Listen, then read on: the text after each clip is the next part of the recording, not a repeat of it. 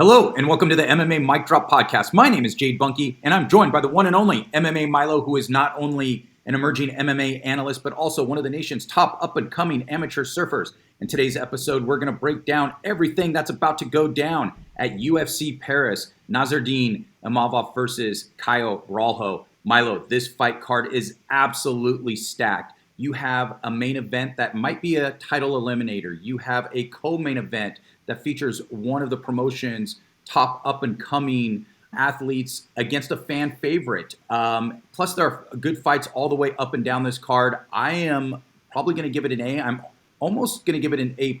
I think this is about as good as it gets for a fight night card. Milo, how would you rate this card? I agree with you. I'm going to go A.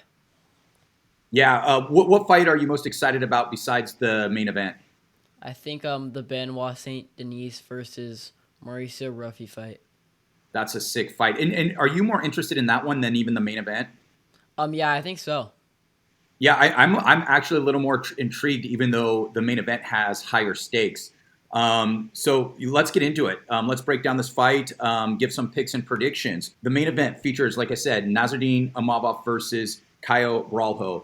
Imavov, he is ranked number 2 in the division. He is 16-4. He has some impressive wins in the UFC. His last 2 wins were against Israel Adesanya and Brendan Allen. He also has wins over Jared Cannonier and Joaquin Buckley.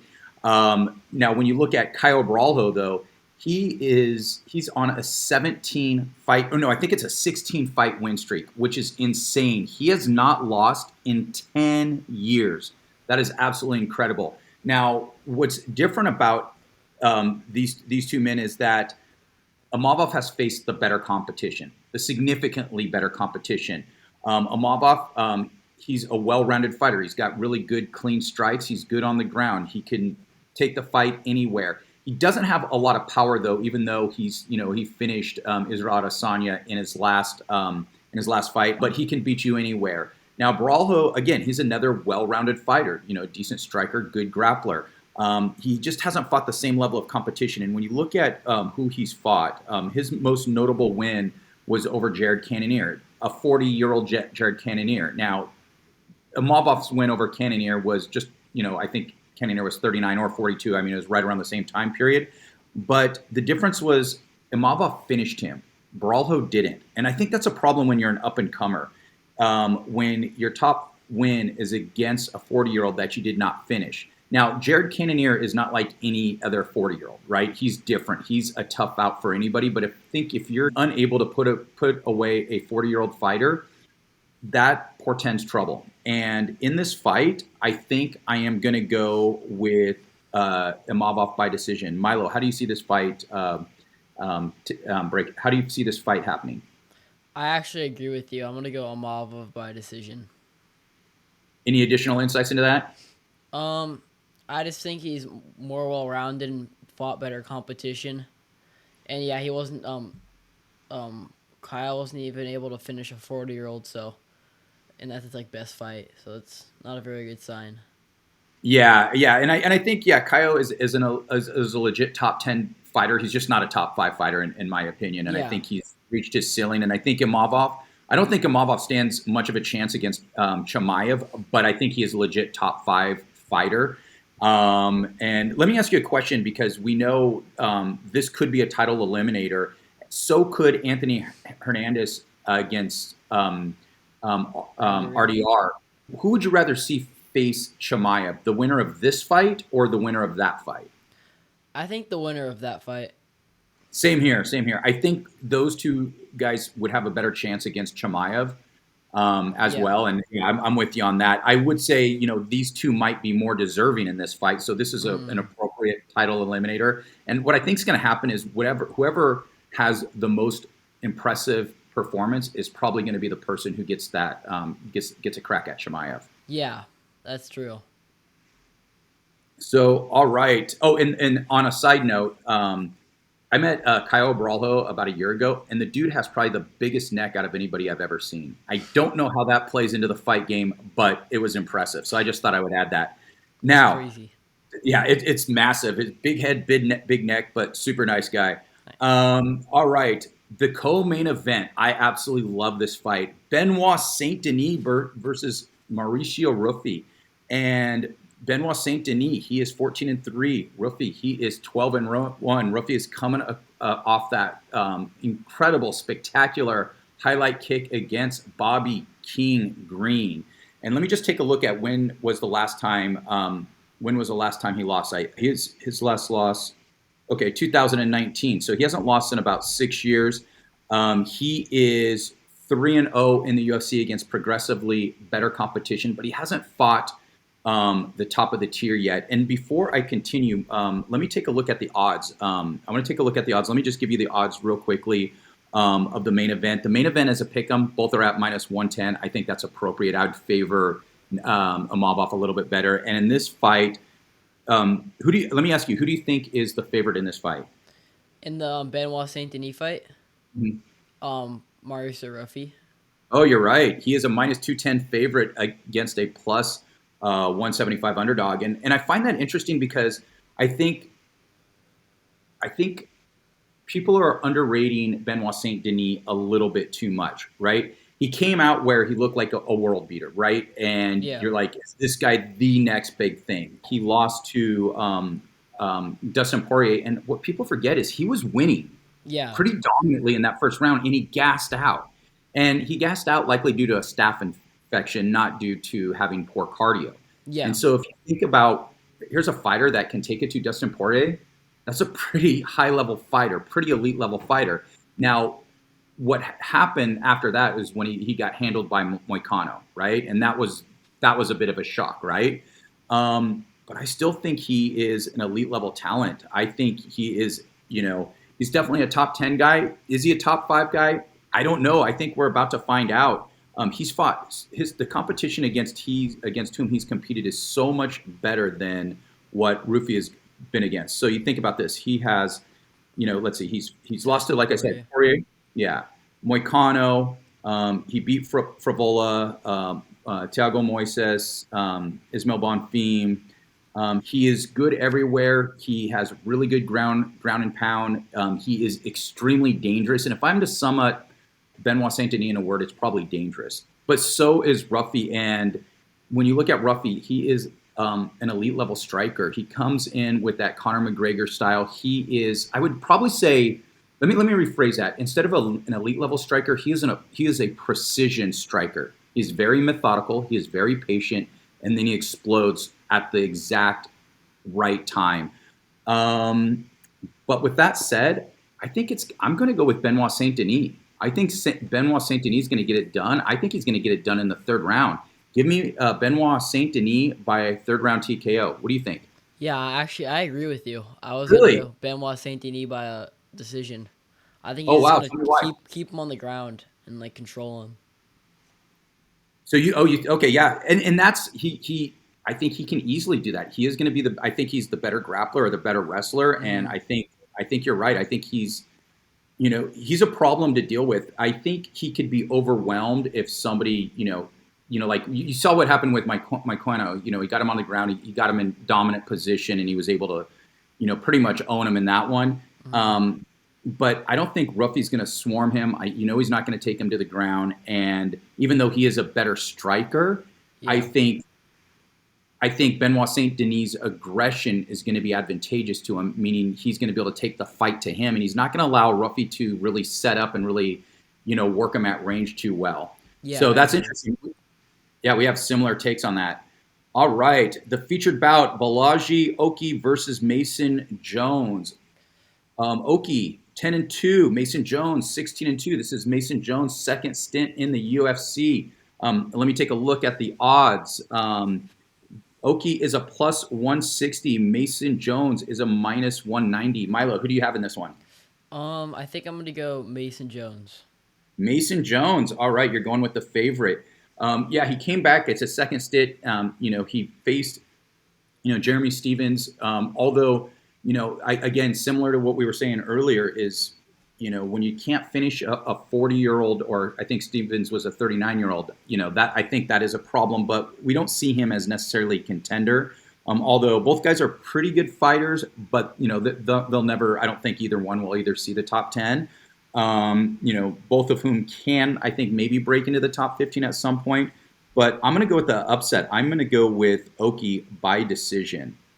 After that, we have Modestas Bukauskas versus Paul Craig. Bukauskas, a massive minus 300 favorite against Paul Craig, who comes in at plus 240. When you look at these fighters, I think this is an interesting matchup. Paul Craig is one of those guys. He can be matched up against anybody. The fight could be going basically any way. He could be getting destroyed and he's still in that fight because he is an opportunistic grappler. He can always snag up something at the most opportune time. And we've seen him do it. He's the only person to ever beat, the current champ. I mean, yeah, I mean, which is absolutely crazy, right? Yeah. And even though he's a little bit older, I think I don't think he's dropped off so much because his game has never relied on athleticism, right? He's always been a little slower. He doesn't have the greatest stand-up. He has some decent, teep kicks, but his goal is to try to get the fight to the ground. And when you look at Modestas Bukauskas, he's a decent all-around fighter. He's not a great fighter. I would say he's a slightly above-average fighter in the UFC. He has decent strikes, a little bit of a ground game, but he's very methodical. He's very plotting. And he's not one of those guys where when you look at what happened when Paul Craig fought Johnny Walker, where he grabbed a leg with Johnny Walker and he's just swinging wildly, with that athleticism on one leg and he knocks Craig out. Bukauskas isn't going to do that. And for that reason, I think Paul Craig at some point I think Bukauskas at some point is going to make a mistake. I think Paul Craig is going to snatch up a sub. Give me Paul Craig by second round sub. What do you think, Milo?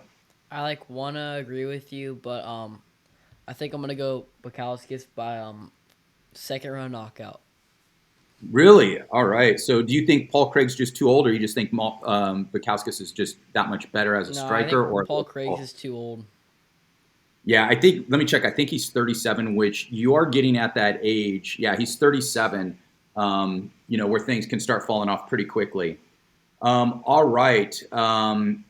Before that, we have Faris Ziam versus Caio Fernandes. This fight is absolutely sick, and I would actually put this fight in the featured bout. I would actually drop Oki versus Jones down here and make that the opener. But this fight is absolutely sick. Ziam, he's 17-4. Fernandes, he is 10-2. And let me just bring up the odds real quickly. Ziam a minus 300 and Fernandes is a plus 240. I am absolutely shocked at those odds. Fernandes is good. I mean, this is a really compelling matchup that I think should be a pick'em. So let's see. When we look at Ziam, what do we have here? We have a kickboxer. He has some good clinch work. He has a little bit of Muay Thai. What he'll try to do is he'll try to dance around. He'll try to win this fight at range. And he's on, I believe, a pretty good win streak. Let me just check this out. He is 17-4 overall. He is, let's see, 1, 2, 3, 4, 5. Yeah, he's won 5 in a row. And let's see, 5. He's 7-8.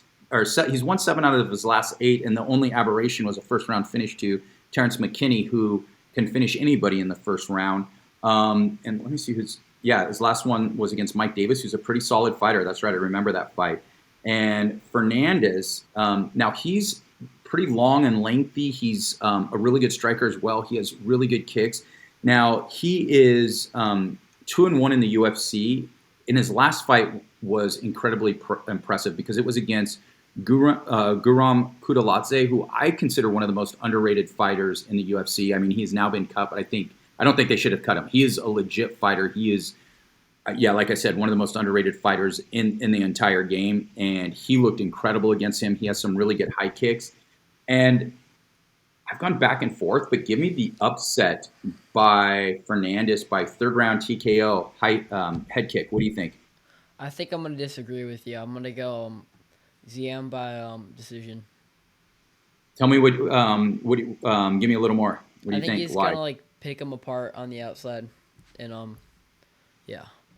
It's funny because when I first came across this fight, I'm like, oh, Ziam's got this by decision. And then I just started thinking about it a little more. I'm like, no, I think Fernandes could probably pull the upset, and I'm actually, pretty convinced of it. But we will see. All right, before that, Patricio Pitbull versus Losene Keita. Now, Pitbull, we know what we have with him. He's 1-1 in the UFC. He has a legendary career outside of the UFC, but he is 38 years old, and that is the problem. And it's interesting because he's not on the main card. You have somebody who's on I believe he was in 2 pay-per-views in the main card, and now he's going to be in the prelims, which is kind of interesting. Coming off a win, he's coming off a good win against Dan Ige, right? So I mean, that's a pretty solid win. If this was 5 or 6 years ago, this breakdown would be totally different. Let me get the odds real quick on this. Let's see. I do not have them right here. Neither do I. Interesting. Okay. Yeah. Well, let's talk about. We know what we have in Pitbull. I mean, he has like I mentioned, a legendary career in a different promotion. I believe he was a 2-time champion in Bellator. I really don't watch Bellator. I've seen some of the fights, but I really didn't follow that promotion hardly at all. But Keita, I've seen some of his fights. This dude is explosive. He's 27 years old. He's 16-1. He is athletic. He is fast. The only problem is he can be a little sloppy at times. He throws some looping punches. Patricio Pitbull is going to be the much cleaner fighter, the much cleaner striker, but he's not going to be the faster one. He's not going to be the more explosive one, and he's not going to be the younger one. And for those reasons, I think he's going to get absolutely lit up. Give me Keita by second round TKO. What do you think? I'm going to go Pitbull by decision. Wow. Too much experience? Yeah, I think so. And he beat Dan Ige, who That's in his last fight. Well, yeah. And Dan Ige had like a really close fight against Diego Lopes, or wasn't close. I don't know. It was a good fight. Yeah, no, that's true. Yeah, so basically, what you're saying is that Ige is not washed yet, and so that's a pretty good win. Yeah. Yeah, that's a fair take. I mean, it is true. I mean, there's no doubt Pitbull has fought the better competition. And when we see guys coming from these different promotions, you really see the difference, the difference in the pedigree, right? Like you see guys that come in undefeated and they get absolutely smashed, against a mid-level UFC fighter. It's just a different level. And so, you could very well be right. And, it is a fascinating fight. So I'm excited to watch it. Yeah. Let's see. Before that, we're going to get this is another good fight. This is why I love this fight card. We're going to get Andreas Gustafsson versus Rinat Fakhretdinov, and Rinat is a minus. Oh, okay, he's a minus 105. Andreas is a minus 115. This is a fascinating fight because I think 2 things have happened. I think a lot of fans underrated Andreas and then overrated Rinat. And I think it's in the beginning, and I think it's I think their fighting skills somewhere in between. Like let me give you an example. If to describe the young Gustafsson, I would describe him as a pressure brawler. You saw him against his last fight against Chaos Williams. I mean, he overwhelmed him. He just came forward. He did not have the cleanest technique, but the dude hits hard. He was aggressive. He was relentless. He does have a little bit of he does have some skill set in the grappling arena. So he is okay if the fight goes to the ground. But it was really interesting to watch somebody that wasn't very refined, but was so aggressive and effective that it can translate into this fight. Now, Rinat, we saw him. I think he had that early first round knockout of with Kevin Lee, and everybody's like, "Oh my God, this guy's the next big thing." And then we've seen him get some wins, but not in the most impressive fashion. And so it's like I believe it was the Carlos Leal fight. I think a lot of people thought he lost that fight. I thought he lost that fight as well. So it's like, okay, he maybe have been gifted a win. He's still 23-1-1, right? Gustafsson is 12-2. I'm actually pretty torn on this fight. So Milo, I'm going to kick it over to you first. Yeah, I think I'm just going to go with Benoit. Tell me why. He has some good ground game. I saw him. Yeah. I saw a video of him like wrestling with Paul, doing jiu-jitsu with Paul Craig, but he got put to sleep twice. But He looked pretty good. So he looked very good until he got submitted twice. Yeah. But Paul Craig could do that, and Paul Craig's a much bigger dude too. Yeah.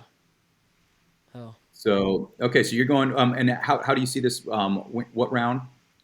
Um. I'm gonna go decision. You know what? I'm gonna agree with you. Give me Rinat by decision. I think he's gonna get the takedowns. I think Gustafsson will be a little bit of a problem on the feet, that pressure. But I think once Rinat gets him to the ground, I think he'll be able to control him there because I think he'll be able to get into a dominant position early. And so yeah, I'm with you on that. So all right, before that we have William Gomis versus Robert Ruchala. Gomis 14-3. Robert Ruchala 11-1. I think Gomis is a very good fighter. Let me check the odds. This is again another good matchup. I'm excited to watch this fight. Let's see, what do we have here? Oh, here we go. Oh, Gomis minus 225. Ruchala plus 185. Gomis is I think he's a very good fighter. He's a little too measured at times, so he could be a little bit boring, but he is good. And let me just see here. Let me just see who his last couple of fights. He is coming up that loss against Hyder Emil, but it was very close. It was a split decision. Emil is a good fighter. Before that, he beat Jordison Brito, who is a good fighter. You know, he is, let's see, he is 1, 2, 3, 4. He's 4-1 in the UFC. He's coming against a newcomer who's 11-1, who is pretty athletic, has some does some of the fun spinning stuff. But I think it's going to be a rude awakening in the UFC. Give me Gomis by third round submission. I think I'm gonna agree with you. I'm gonna go Gomez by. I'm gonna go by second round submission though. Second round submission. All right, all right. Now before that, this is another fun fight. I'm excited about this one. Sam Patterson versus Trey Waters. Patterson 13-2. Waters 9-1. And let me just bring up the odds real quick. Sam Patterson a minus 180. Trey Waters a plus 150. Both of these guys are absolutely massive for the weight division. It's welterweight. Sam Patterson is 6'3". He's long. He's lengthy. He looks a little awkward in there. But Trey Waters is 6'5", which is absolutely insane. So he's the bigger guy. Now, when Patterson came in, he looked like a bust, right? He got knocked out right away. He holds his head up a little too high. He can be hit. And he got starched by, I think the dude was like 5'6". It was a smaller guy. So it is going to be interesting to see how he's going to react to a guy that's a little bit longer than him, although Patterson will still have a slight reach advantage. Patterson is a really good grappler. If he gets you on the ground, he is dangerous. He's an okay striker, but he's incredibly vulnerable. Trey Waters, it will be the better striker. I think this I've gone back and forth on this one. I'm going to go Trey Waters by third round TKO. What do you think? I'm going to go Sam Patterson by a dominant decision. Dominant decision. And you know what? As I said it out loud and as I listened to you, I disagree with both of us. I think it's going to be Sam Patterson by second round submission. I'm changing my pick on the fly. That's a good bet. Yeah. And these next ones, we will go pretty quickly through these. We have Brad Tavares versus Robert Bryczek. Bryczek, I believe this is his debut. Tavares, Tavares is, I think, 37 or 38. Let me just check. Yeah, he is 30. He is 37. He is, let's see. Yeah, he is 2-6 in his last 8 fights. And his last fight was against Gerald Meerschaert, who was just cut. I think Brad Tavares was a really good fighter, really, kind of one of those gatekeepers to the top 15, but its age has caught up to him. He's kind of, a shell of himself right now. But the newcomer is 35 years old, and he is coming off a loss to oh, no, he has a fight in the UFC. Okay, this will be a second fight because he lost to Ihor Pretoria, which is not a good look. I don't know about this one. Give me Brad Tavares by decision and probably a pretty unexciting fight. What do you think? I agree with you. I'm going to go Brad Tavares by decision. Okay, and before that, we have Shauna Bannon versus Sam Hughes. Sam Hughes, she is 10-6. Bannon 7-1. Sam Hughes is an okay fighter. She loses to all the women that are really good, but she beats some mid-level fighters, and I think that's what's going to happen here. Give me Sam Hughes by decision. What do you think? I agree. All right, we have Axel Sola, an undefeated fighter making his debut in the UFC against Reese McKee. McKee, he is 14-6. He is tough though, but when you say somebody is tough, I don't know if that is the best compliment you can give to somebody as a UFC fighter because you know they are tough because they have taken a beating. He has been able to take a beating and then some. I'm taking Sola by third round TKO. What do you think? I'm gonna go solo by decision. By decision. All right. There you have it. Those are our picks. Milo, do you have a last word? Drop the mic. All right. We're out.